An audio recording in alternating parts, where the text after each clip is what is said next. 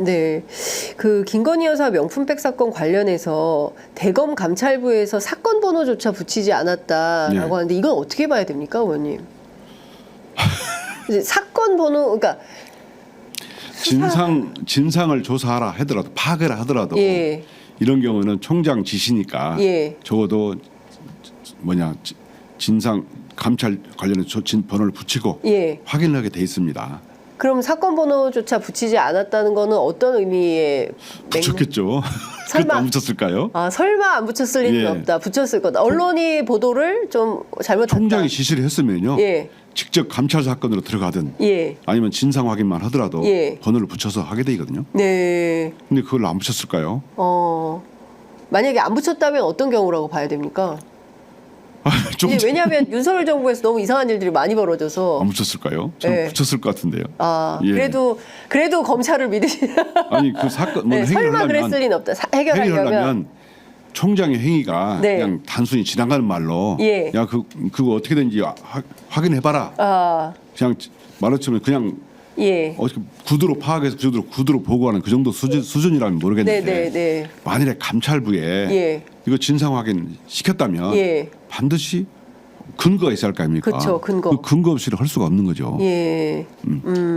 근거가 필요하기 때문에 사건 예. 번호를 안 붙이지는 않았을 것이다. 예. 총장의 행위가 만일에 예. 그냥 단순히 그냥 그거 어떻게 된 거야 물어보고 일상적인 것이었다면 예.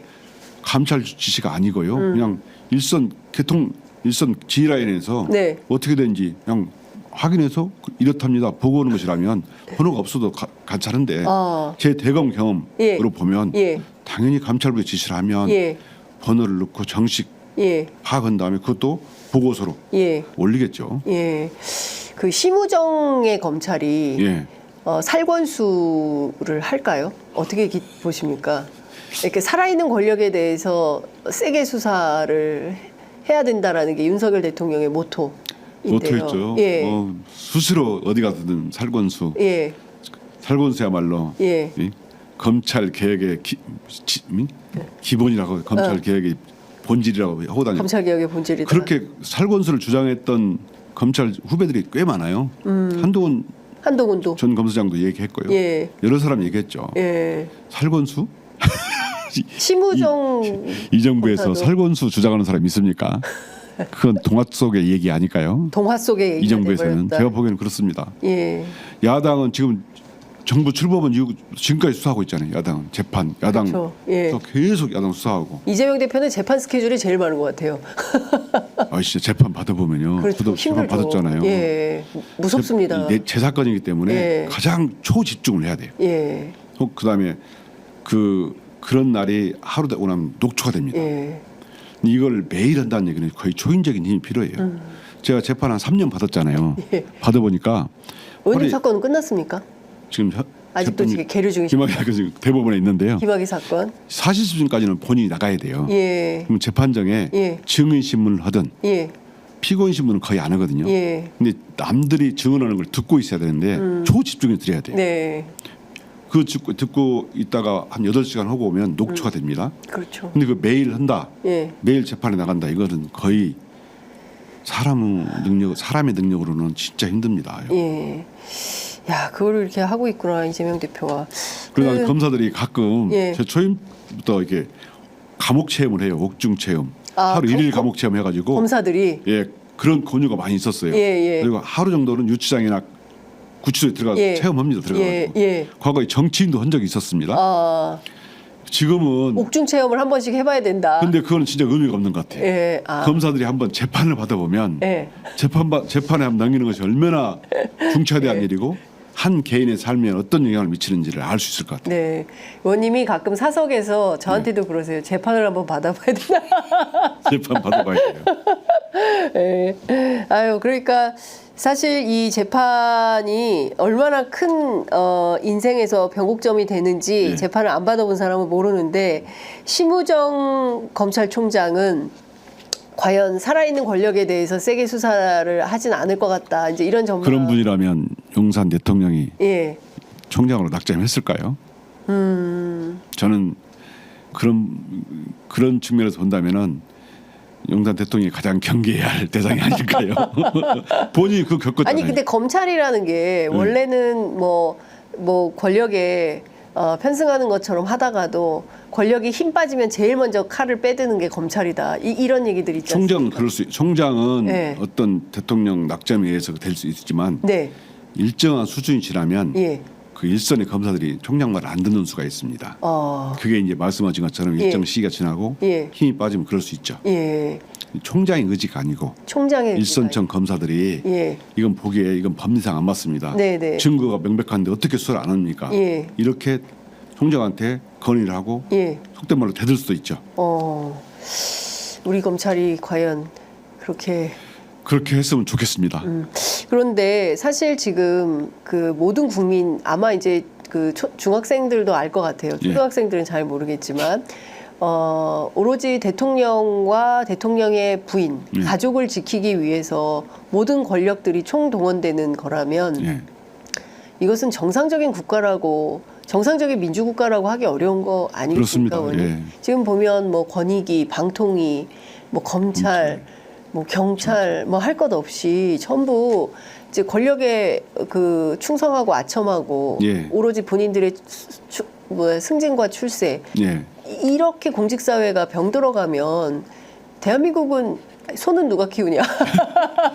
대한민국은 누가 돌보는 거냐? 대한민국 국민들은 어떻게 되는 거냐? 이런 근본적인 생각을 하게 됩니다, 의원님. 우리 국민들은 워낙 똑똑하고 훌륭하셔서요. 네. 그렇기 때문에 총선에서 심판을 했고 네. 야당 의원들이라도 가서 네. 이런 무도한 정권 또 이런 말도 안 되는 행태를 보고 지적하고 반드시 좀 심판해 주세요 라고 해서 저희들 보낸 건데요. 나라가 어떤 일이 있다 하더라도 저희들이 정말 열심히 해서 바로 잡아 보겠습니다.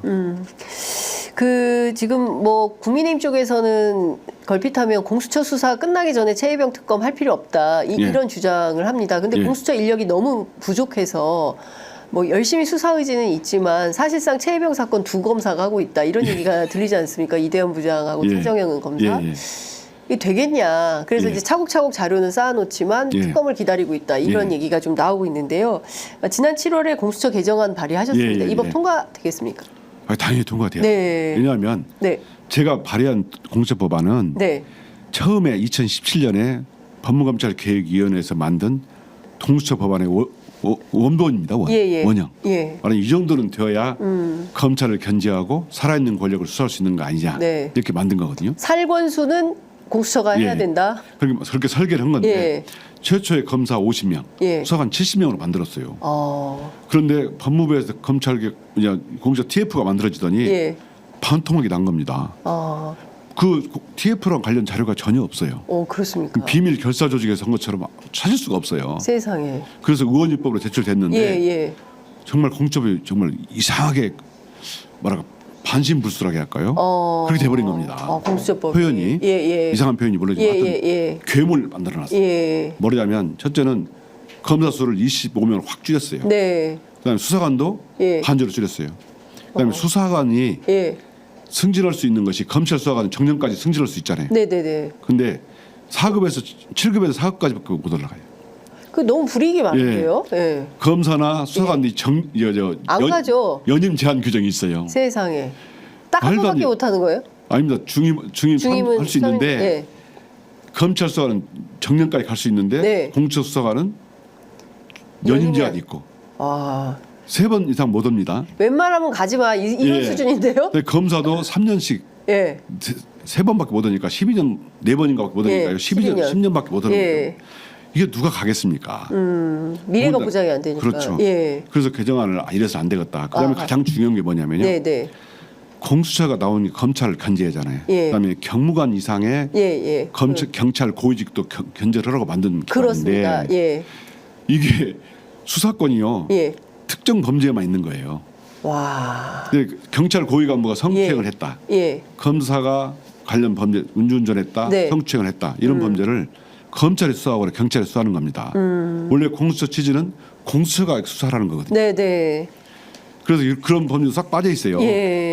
이건 이런 법은 안 되겠다 싶어서 저희가 공청회도 열고 원래 2017년 원래 설계했던 법안대로 가자 해가지고 검사 수사 늘리고요. 네. 70명 늘리고 수사기관 공직자 범죄라 네. 해가지고 수사기관 검사의 모든 범죄, 네. 음주운전이든 성추행이든 모든 그다음에 경무관 이상의 경찰의 범죄는 공수처에서 수사하도록 하고 이런 걸 좀 뭐랄까 원래 모습대로 돌려놨습니다. 다시 원래 모습대로 재건해야 된다. 아유 이제 3분밖에 안 남았네요. 의원님 만나면 너무 그 말씀이 재밌으셔가지고 진짜입니까? 쭉 듣다 보면 그렇죠. 시간이 훅 가버렸어요. 그 제3자 추천안에 대해서 이재명 대표도 받을 뜻이 있는 겁니까? 아니, 민주당이 받겠다고 박찬대 원내가 했었습니다. 원내가. 그러니까 한동훈 대표가 그러면은 제보 공작도 수사 포함시키자. 그러니까 민주당에서 또 받겠다 하니까 이제는 도저히 한동훈 대표는 그 다음에는 점점점이에요.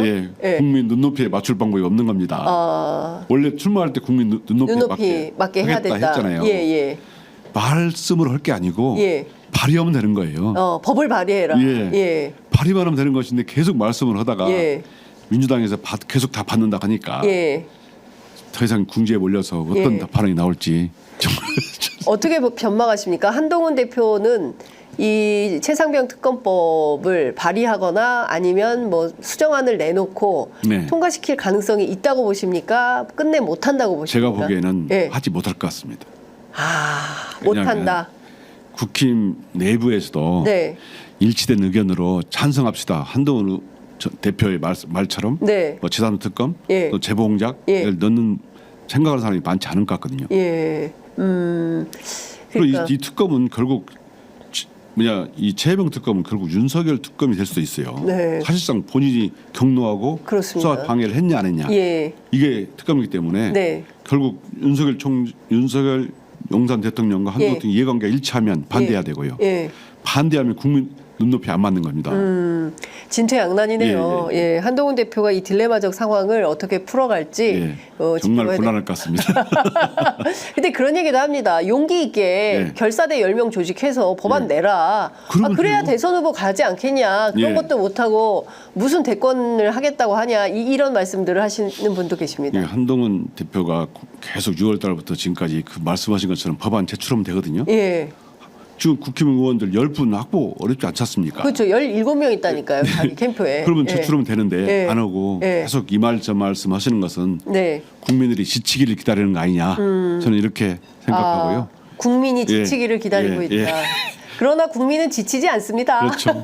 행동으로 보여줬으면 좋겠습니다. 그리고 9월부터 다시 또 촛불 집회가 민주당 주도로 진행이 된다고 합니다. 그동안 날이 너무 더워서 밖에 잘 못 나오셨을 것 같은데요. 9월부터 또 선선한 바람이 불면 또 다시 또 많은 국민들께서 이 답답한 마음을 거리에서 또 촛불을 들고 함께 연대해서 이 무리한 전국 운영은 안 되겠다라는 판단을 하시지 않을까 싶습니다.